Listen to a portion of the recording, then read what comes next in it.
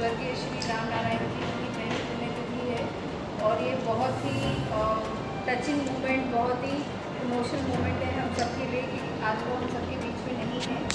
और उन्हीं को याद करने के लिए हमने उनकी स्मृति दिवस रखे गए हैं 2 दिन के लिए, जहाँ पर समाज के आर्य समाज से जितने भी विख्यात लोग हैं वो आएंगे, विचार मंथन करेंगे और हम ये हमारा ट्रिब्यूट है उनको याद करने का। बड़ों का आशीर्वाद है, तभी उन्हीं का आशीर्वाद है कि आज जो RSV ब्रांच है उसकी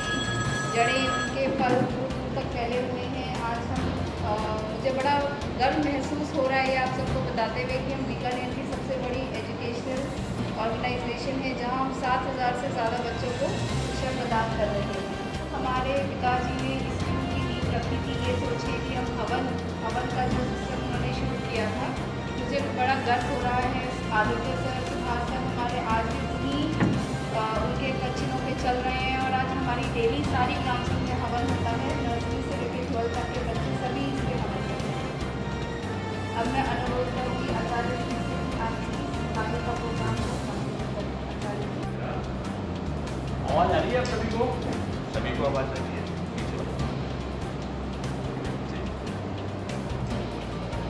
मेरा नाम रविशंकर आर्य है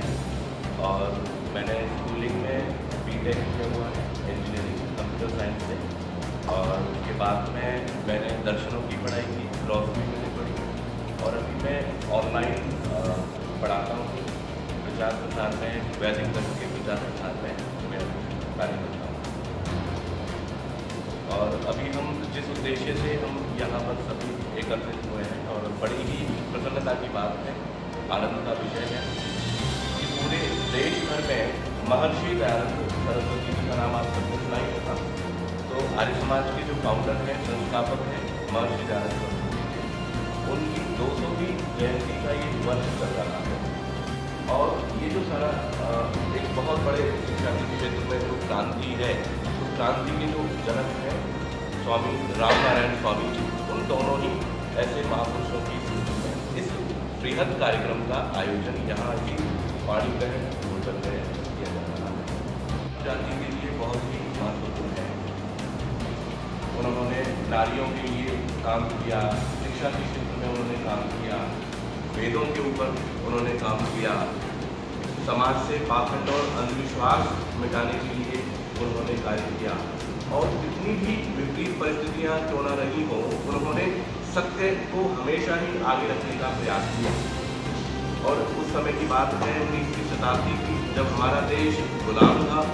और उस समय में स्वामी दयानंद ने अपने अमर ग्रंथ के लिए भारत देश को 4 सभाएं, 4 सत्र होंगे और इन 4 सत्रों में जो महर्षि का जो व्यक्तित्व है, उनके जो गुण हैं और महर्षि के जो कार्य हैं, उन गुणों और कार्यों को लेकर के भारतवर्ष के विभिन्न प्रांतों से लगभग 30 जगह से हमारे यहाँ पर अनेक विद्वान यहाँ पर पधार रहे हैं। 30 से ज़्यादा विद्वान यहाँ पर आ चुके हैं और पंडित हैं या फिर वो आध्यात्मिक संत हैं, तो उनका मूलतः व्यक्तित्व क्या है, इस बारे में यहाँ पर चर्चा होगी, विमर्श होगा।